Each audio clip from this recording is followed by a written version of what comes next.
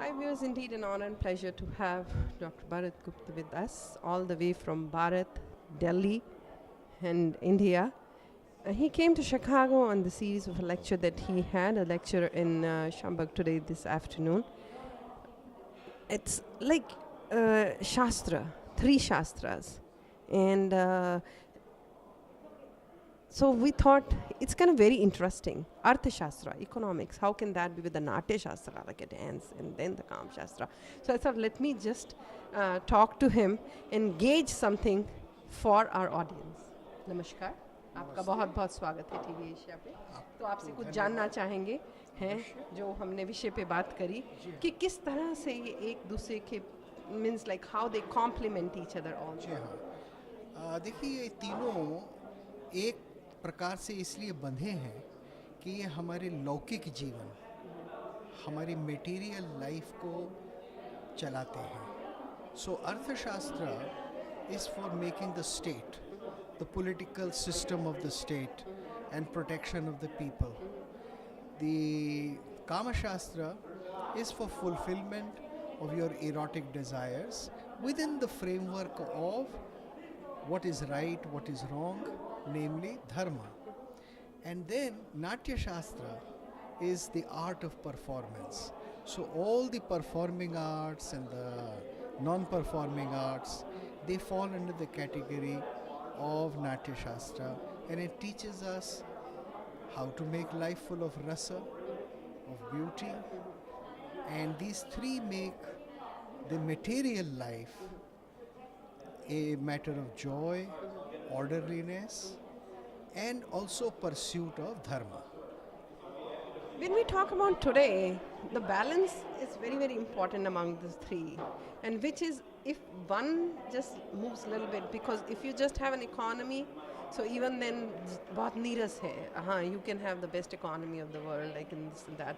But then it will not stay for too long time, because like we do recall in the previous times also how these Khajuraho temples were built, on what basis it was built. People were losing, So आपसे जानना चाहती हूँ मैं, because it is very important.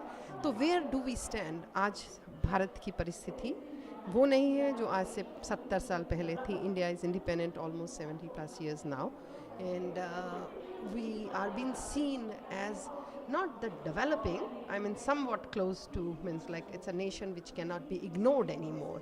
So आप क्या कहना चाहेंगे? India is at crossroads. It has to make some very vital choices. The most important choice it has to make today is how to assimilate its culture, its deep philosophic values, its notions of artha, dharma, kama, moksha into modern life, and how to translate this into something very rewarding and make institutions of education and culture which can make life good and which brings happiness to a large number of people. Because we're just seeing it like, spirituality has to play, science has a role to play, and that's what science and spirituality is going in hand and balancing it out. Because if you just have technology all around, but you don't have a spirituality, so even then it cannot be sustained. You see, the whole notion of the artha, dharma, and kama in balance is exactly that. Science falls under the category of earth and kama because it gives us material benefit. But at the same time, there is the whole science of evolving your spirit, keeping the human alive, and to relating to other human beings. So that is the ancient Indian value. And that has to be now provided under new institutions. You see, the old systems will not work. New systems have to be created. New order of education needs to be created. New order of entertainment has to be created. Entertainment today tends to be very trivial. So you have to make it deeper. Yeah. Isn't it? Because the music, when we just talk about entertainment, the music we listen, people still are, it's nostalgic to listen to the music of 70s and 80s, because and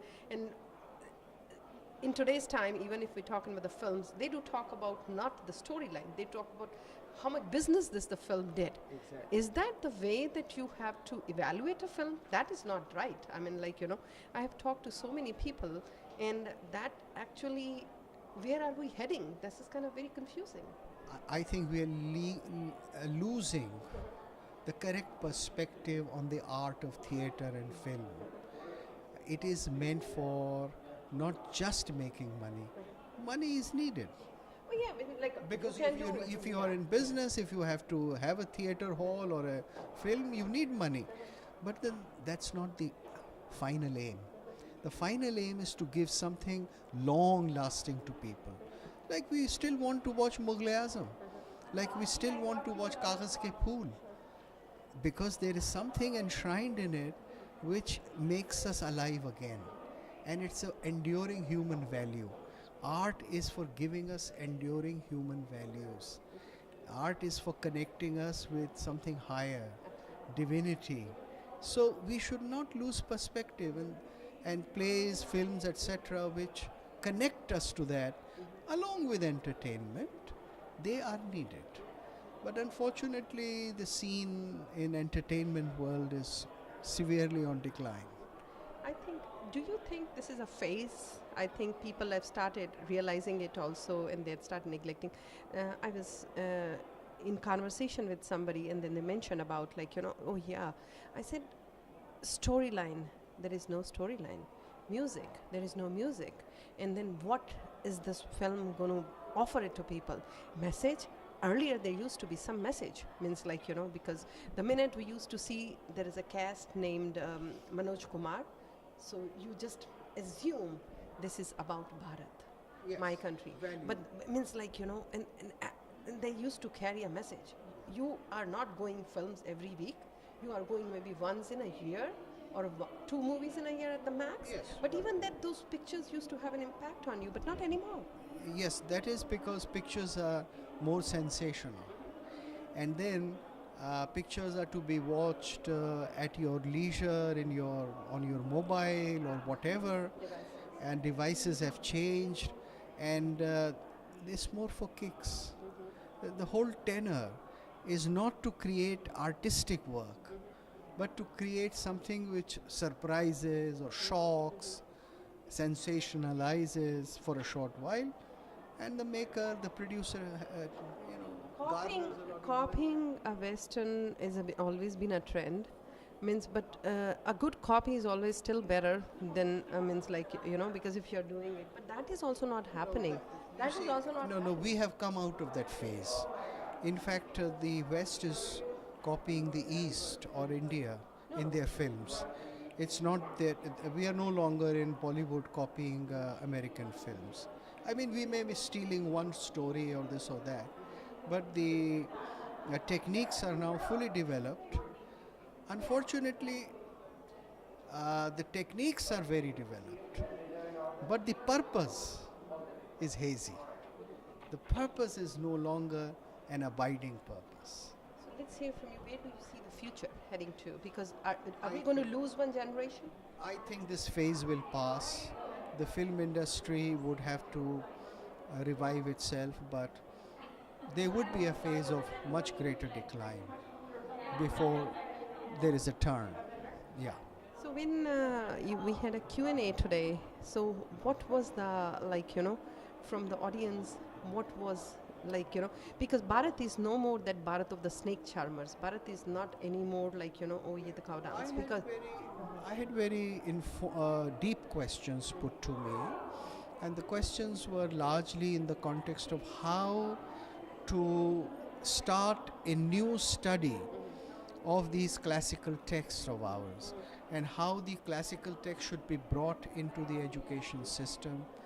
What should the government do? What should the bodies responsible for education do about it? So questions focused a lot about that. How to use the heritage of India in a very practical educational way.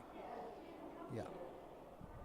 as we are seeing, India means the demographics are changing, so is the scenario in the world arena. Like India has been India cannot be ignored anymore. We do know that. But my question to you here it comes: the responsibility of the people of India living in India, where do they stand? Because the youth generation is like somewhat not even like, because they don't even touch that, as if they take the means like in their hands. And the second thing, a private and means like a government partnerships there has to be, because government cannot do everything by themselves. There has to be some partnerships where there has to be, as me being the citizen, I have to take charge of it. Yes, I can do it.